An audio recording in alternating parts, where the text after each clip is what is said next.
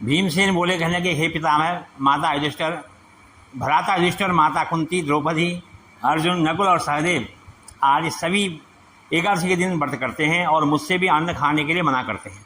मैं उनसे कहता हूँ कि भाई, मैं भक्तिपूर्वक भगवान की पूजा कर सकता हूँ, दान भी दे सकता हूँ, परंतु एकादशी के दिन भूखा नहीं रह सकता।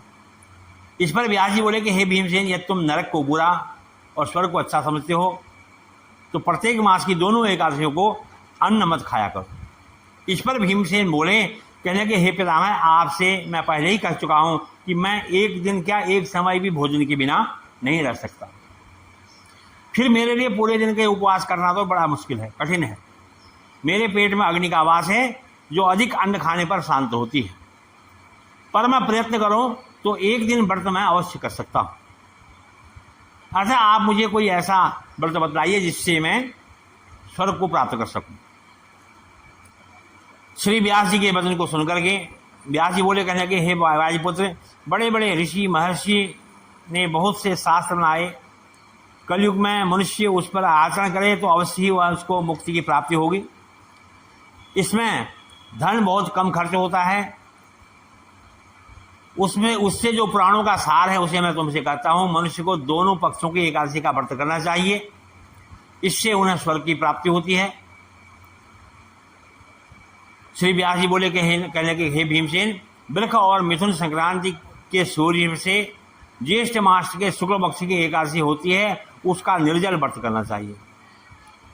इस एकादशी के व्रत में स्नान और आचमन के अलावा जल वर्जित है, लेकिन आचमन में 6 मास से अधिक जल नहीं लेना चाहिए। इस आचमन से शरीर की शुद्धि हो जाती है। इस आचमन में 6 मास से अधिक जल जो है मद्यपान के समान माना गया है। इस दिन भोजन नहीं करना चाहिए, क्योंकि सूर्योदय इसमें भोजन करने से व्रत नष्ट हो जाता है। यदि सूर्योदय से सूर्यास्त तक मनुष्य जल पान न करे तो उसे 12 एकादशी का फल प्राप्त होता है। द्वादशी के दिन सूर्योदय से पहले ही उठना चाहिए और इसके पश्चात भूखे ब्राह्मणों को भोजन कराना चाहिए, फिर स्वयं भोजन करना चाहिए। इसका फल 1 वर्ष की संपूर्ण एकादशी के फल के बराबर है। हे भीमसेन, स्वयं भगवान ने मुझसे कहा था कि इस एकादशी का पुण्य समस्त तीर्थों के पुण्य के बराबर है। एक दिन निर्जल रहने से मनुष्य पापों से मुक्त हो जाता है। जो मनुष्य निर्जल एकादशी का व्रत करते हैं उनको मृत्यु के समय उनको जो भयानक यमदूत होते हैं वो नहीं दिखाई देते। उस समय भगवान विष्णु के दूत आते हैं स्वर्ग से और उसको पुष्पक विमान में बैठा करके स्वर्ग लोक को ले जाते हैं। अतः संसार में सबसे उत्तम जो है निर्जला एकादशी का व्रत है। अतः यत्न पूर्वक इस एकादशी का निर्जल व्रत करना चाहिए। उस दिन ओम नमो भगवते वासुदेवा इस मंत्र का उच्चारण करना चाहिए, जाप करना चाहिए। व्यास जी के ऐसे वचन को सुनकर के उसने निर्जल व्रत किया भीमसेन जी ने, और इस एकादशी को भीमसेनी या पांडव एकादशी भी कहते हैं। निर्जल व्रत करने से पहले भगवान की पूजा करनी चाहिए और उनसे विनय करनी चाहिए कि हे भगवान, आज मैं निर्जल व्रत करता हूँ, इसके दूसरे दिन भोजन करूँगा, उससे मेरे सब पाप समाप्त हो जाएं।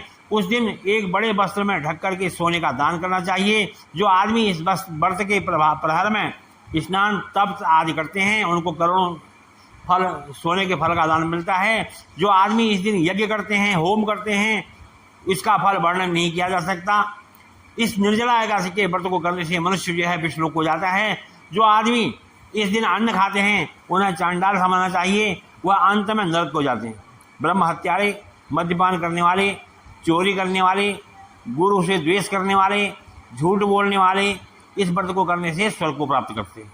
हे कुंती पुत्र, जो पुरुष या स्त्री इस व्रत को श्रद्धापूर्वक करते हैं उनके निम्नलिखित कर्तव्य हैं। सबसे पहले विष्णु भगवान की पूजा करनी चाहिए, तत्पश्चात गौ का दान करना चाहिए, उस दिन ब्राह्मणों को दक्षिणा देनी चाहिए, मिष्टान्न आदि देना चाहिए।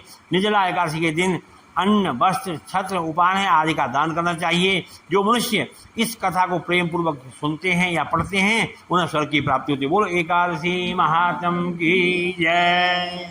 श्री कृष्ण गोविंद हरे मुरारे, हे नाथ नारायण वासुदेवा। श्री कृष्ण गोविंद हरे मुरारे, हे नाथ नारायण वासुदेवा। श्री कृष्ण गोविंद हरे मुरारे, हे नाथ नारायण वासुदेवा। श्री कृष्ण गोविंद